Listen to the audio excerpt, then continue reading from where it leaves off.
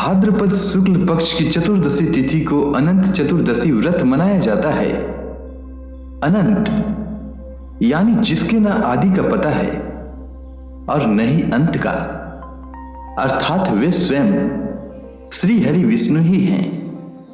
इस व्रत में स्नान आदि करने के बाद अक्षत, दुर्वा, शुद्ध रेशम या कपास के सूत से बने और हल्दी से रंगे हुए 14 गांठ के अनंत को सामने रखकर हवन किया जाता है। फिर अनंत देव का ध्यान करके इस शुद्ध अनंत जिसकी पूजा की गई होती है को पुरुष दाहिनी और स्त्री बाईं भुजा या हाथ में बांधते हैं। इस व्रत में एक समय मुख्य रूप से बिना नमक का भोजन किया जाता है। निराहार रहे तो श्रेष्ठ है। इस दिन प्रथम पूज्य गणेश जी की मूर्तियों का विसर्जन भी किया जाता है। अनंत चतुर्दशी के दिन अनंत चतुर्दशी की कथा अवश्य सुननी चाहिए। तो चलिए सुनते हैं अनंत चतुर्दशी की कथा। महाभारत काल की बात है। महाराज युधिष्ठिर ने राजसूय यज्ञ का आयोजन किया। उस समय यज्ञ मंडप का निर्माण सुंदर तो था ही, अद्भुत भी था।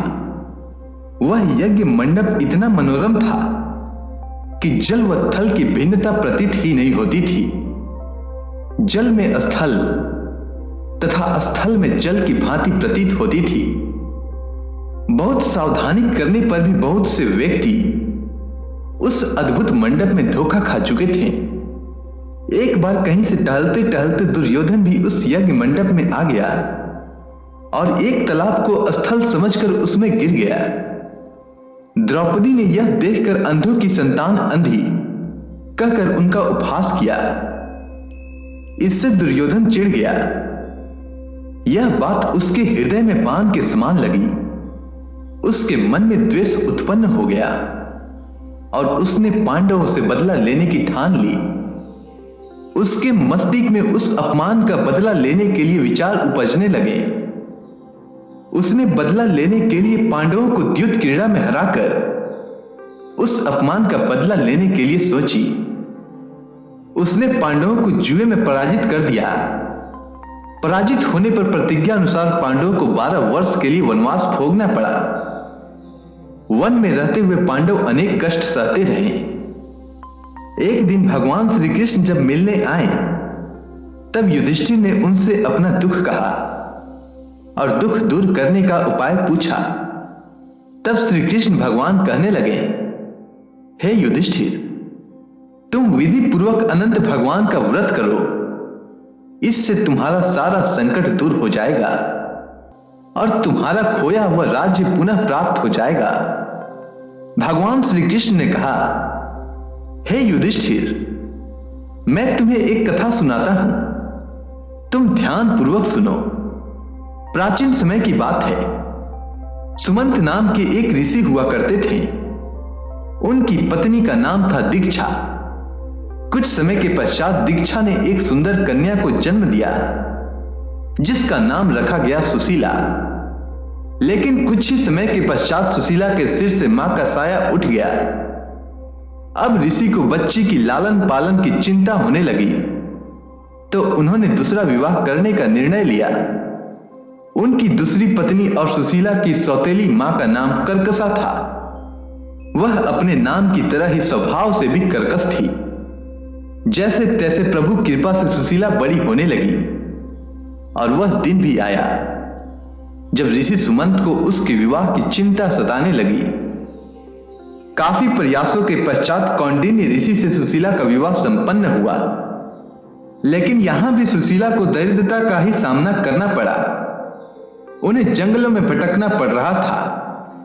एक दिन उन्होंने देखा कि कुछ लोग अनंत भगवान की पूजा कर रहे हैं और हाथ में अनंत रक्षा सूत्र भी बांध रहे हैं। सुशीला ने उनसे अनंत भगवान के व्रत के महत्व को जानकर पूजा का विधि विधान पूछा और उसका पालन करते हुए अनंत रक्षा सूत्र अपनी कलाई पर भी बांध लिया। देखते ही देखते उसके दिन फिरने लगे। कौंडिन्य ऋषि में अहंकार आ गया कि यह सब उन्होंने अपनी मेहनत से निर्मित किया है। काफी हद तक सही भी था। प्रयास तो बहुत किया था। अगले ही वर्ष ठीक अनंत चतुर्दशी की बात है। सुशीला अनंत भगवान का धन्यवाद कर, उनकी पूजा आराधना कर अनंत रक्षा सूत्र को बांधकर घर लौटी तो कौंडिन्य को उसके हाथ में बंधा हुआ अनंत धागा दिखाई दिया और उसके बारे में पूछा। सुशीला ने खुशी खुशी बताया कि अनंत भगवान की आराधना कर यह रक्षा सूत्र बंधवाया है। इसके पश्चात ही हमारे दिन फिरे हैं। इस पर कौंडिन्य खुद को अपमानित महसूस करने लगे कि उनकी मेहनत का श्रेय सुशीला अपनी पूजा को दे रही है।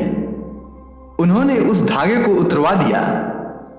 इससे अनंत भगवान रुष्ट हो गए और देखते ही देखते कौंडिन्य अर्श से फर्श पर आ गिरे। तब एक विद्वान ऋषि ने उन्हें उनके किए का एहसास करवाया और कौंडिन्य को उनके कृत्य का पश्चाताप करने को कहा। लगातार 14 वर्षों तक उन्होंने अनंत चतुर्दशी का उपवास रखा। उसके पश्चात भगवान श्री हरि विष्णु प्रसन्न हुए और कौंडिन्य व सुशीला फिर से सुखपूर्वक रहने लगे। इसके बाद भगवान श्री कृष्ण की आज्ञा अनुसार युधिष्ठिर ने भी अनंत भगवान का व्रत किया, जिसके प्रभाव से पांडव महाभारत के युद्ध में विजयी हुए तथा चिरकाल तक राज्य करते रहे। तो बोलिए अनंत भगवान श्री हरि विष्णु की जय।